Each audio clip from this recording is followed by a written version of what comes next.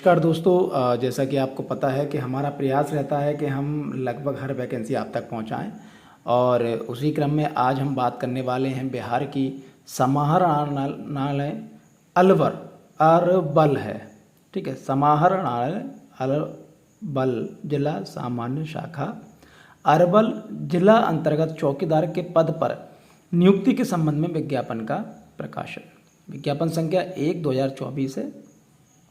बिहार चौकीदार संवर्ग नियमावली 2006 बिहार सरकार गृह आरक्षी विभाग अधिसूचना संख्या 4/91/2001 गृह 9339 दिनांक 25/8/2006 तथा CWJC संख्या 17/217/2008 रामविलास सिंह बनाम बिहार सरकार एवं अन्य एवं MJC संख्या में माननीय न्यायालय उच्च न्यायालय पटना द्वारा पारित न्यायाधीश के आलोक में अरवल जिला अंतर्गत चौकीदार के कुल 223 रिक्त पदों पर नियमित नियुक्ति हेतु अरवल जिला के सुयोग्य उम्मीदवारों से जिला नियोजनालय कार्यालय अरवल के माध्यम से आवेदन आमंत्रित किए जाते हैं। कुल 223 रिक्त पदों की कोटिवार विवरण निम्नवत है, जो आप यहाँ पर देख सकते हैं। इस चीज़ को आप देखिए, ये अब आपको स्पष्ट दिखाई दे रहा होगा। ठीक है, थोड़ा सा बड़ा कर लेते हैं हम इसको हल्का सा, और आपको स्पष्ट दिखाई देगा।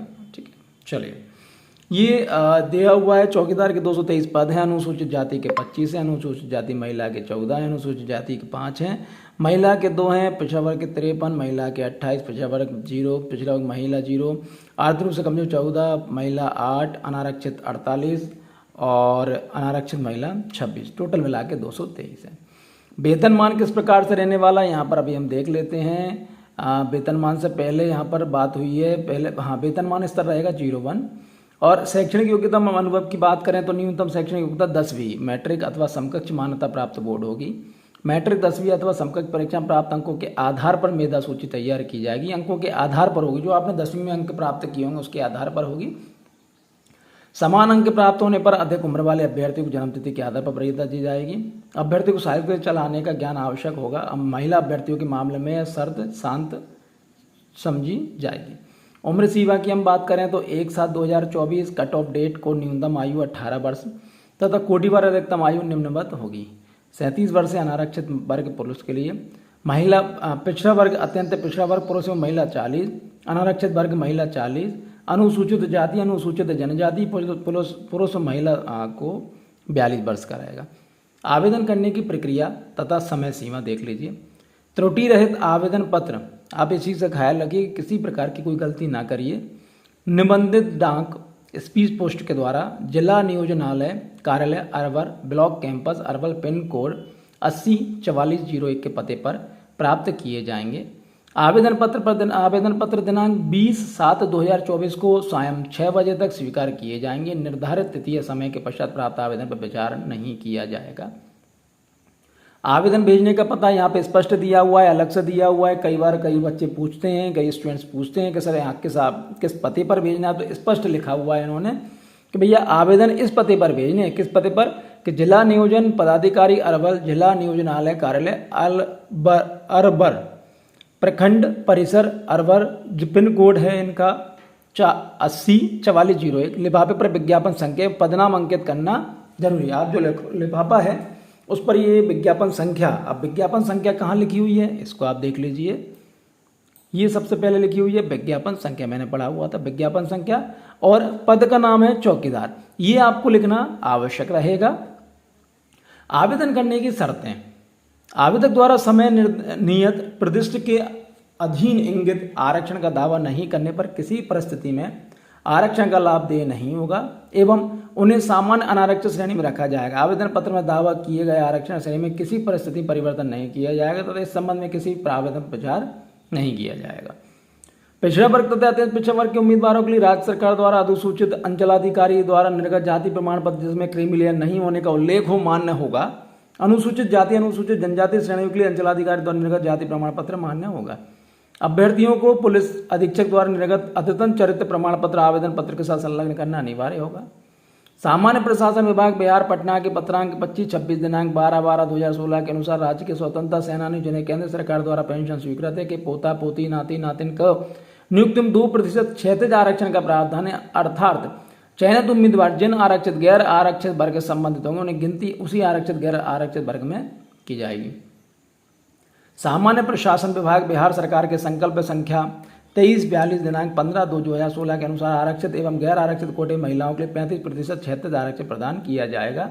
नियुक्ति में दिव्यांग अभ्यर्थी को 4% क्षैतिज आरक्षण प्रदान किया जाएगा, अर्थात चयनित उम्मीदवार जिस आरक्षण गैर आरक्षित वर्ग से संबंधित होंगे उसी गिनती उसी आरक्षित गैर आरक्षित वर्ग में की जाएगी।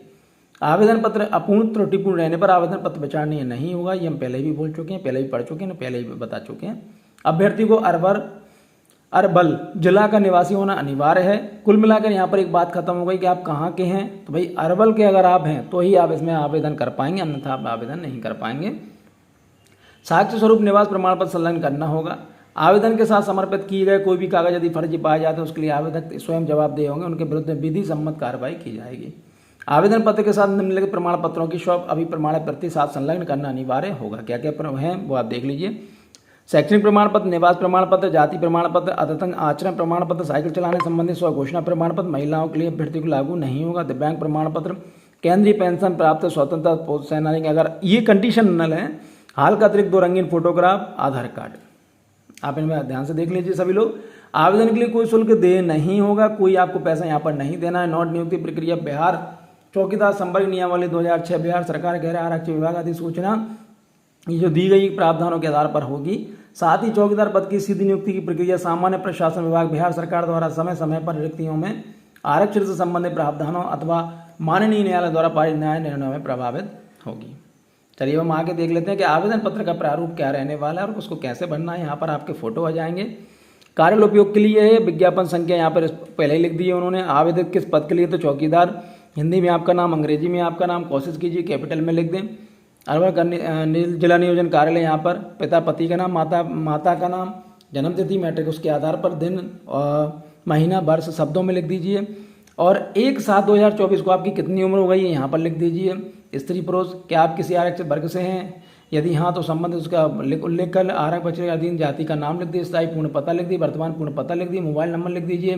दिव्यांग की स्थिति पूछ रहे हैं, अब आप वो अरवल जिला के स्थायी निवासी हैं, अब उस जगह पे आप नोट कर दीजिए, लिख दीजिए। वैवाहिक स्थिति बताना है, क्या आप विज्ञापन से अंकित आवश्यक न्यूनतम योग्यता धारण करते हैं, यहाँ लिख दीजिए।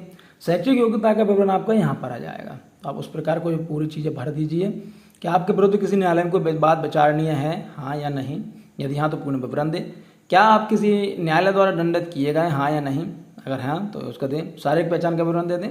निम्नलिखित प्रमाण पत्र की 100 अभिप्रमाण प्रति संलग्न करें, यानी ये प्रमाण पत्र हैं, इनकी आप स्वयं साइन करके और उनकी फोटोकॉपी आप दे देंगे। ये सभी चीज़ दी हुई हैं। लास्ट में घोषणा होगी आपके द्वारा कि मैं ये द्वारा घोषणा करती हूँ कि इस आवेदन में ऊपर दी गई सूचना सत्य एवं सही है, मैंने किसी प्रकार की जानकारी को नहीं छुपाया है। फिर भी यदि ऊपर में दी गई कोई जानकारी गलत सिद्ध होती है तो उसके लिए मैं स्वयं जिम्मेदार होऊंगा या होंगी। और मैं मानती हूँ कि मेरे विरुद्ध वैधानिक दंडात्मक कार्रवाई करते हुए मेरे आवेदन को रद्द किया जा सकता है, इसलिए मुझे कोई आपत्ति नहीं होगी। मैं विज्ञापन से संबंधित नियत प्रावधानों का पालन करने के लिए तैयार हूँ। यहाँ पर फोटो आ जाएगा आपका, एक और स्थान आ जाएगा, तिथि आ जाएगी, उम्मीदवार के हस्ताक्षर जाएंगे हिंदी और अंग्रेजी में, कार्यालय उपयोग में मोहर आ जाएगी। इस तरह से आपको फॉर्म भरना है। टाइम का विशेष ध्यान रखिए, क्योंकि इस तरह की वैकेंसी में टाइम का विशेष ध्यान रखना पड़ता है आपको। और बहुत अच्छी वैकेंसी अगर इसमें आपका हो जाता है तो बहुत ही अच्छी बात है। आपको बहुत बहुत सारी शुभकामनाएं।